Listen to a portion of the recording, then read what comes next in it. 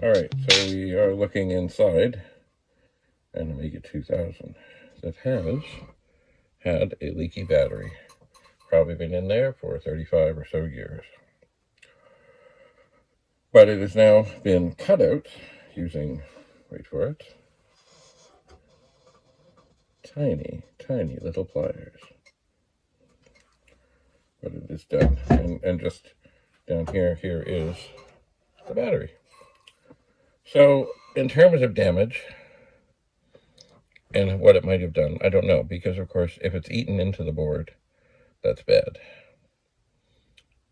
I've seen worse, but I so wish that there was no damage and this was not in here. So I guess the next thing to do, really, is adjust my hat and ponder putting this, the rail that holds the drives and the power and all that back together, plugging in the machine, and turning it on.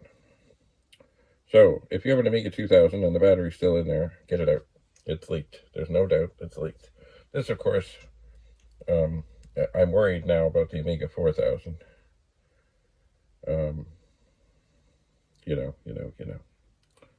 would think that if the fine gentleman who passed this on to me had taken the battery out of one, he would have taken it out of them both.